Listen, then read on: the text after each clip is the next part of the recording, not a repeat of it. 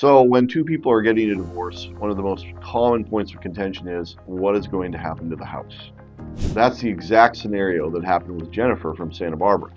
Jennifer writes, "Me and my husband are getting a divorce after several years of marriage. We've owned a home for many years, and I'm really scared what's going to happen to the house. Kevin, can you assist me here?"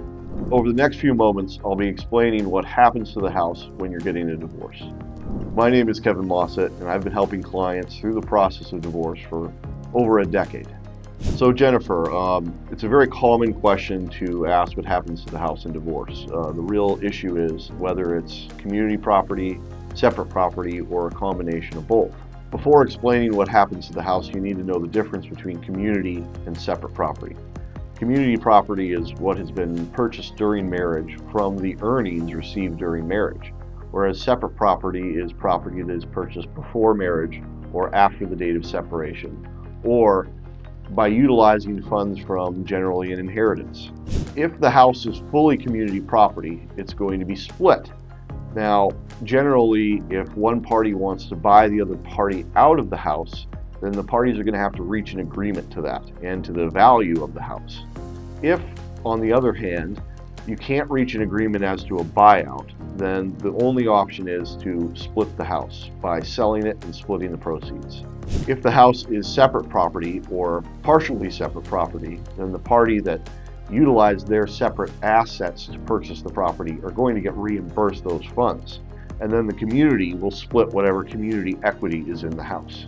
So Jennifer, many people have approached me of what's the best way to approach this with my soon-to-be ex. The first thing you should do is attempt to get an appraisal and see if you guys can agree on the value of the property. And if you can do that, then potentially one party can buy the other party out of the property. If you cannot agree on the value of the property, then essentially you're going to need to sell it. And the goal there is to work with your ex to find a good broker, get the house listed, and sell it for the highest proceeds you can. Of course, we can guide you through this entire process, and hopefully you guys can reach an agreement, as taking the issue to trial will simply be a waste of money. We like to get people through their divorces amicably and saving them as much money as possible.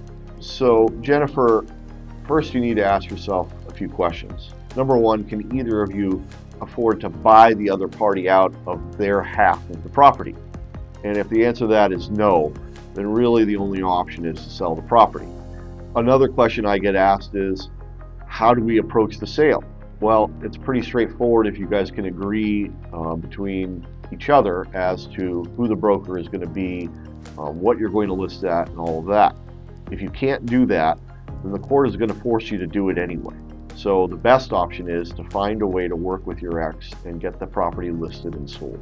I hope this reassures you that this is not the end of the world and you can move on with your life as long as you can find someone to help you, like us at Island View Law.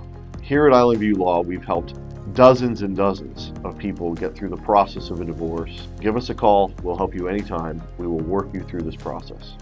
Our initial consult is free of charge. We'll sit down for 30 minutes. I'll explain everything, and then we can go from there.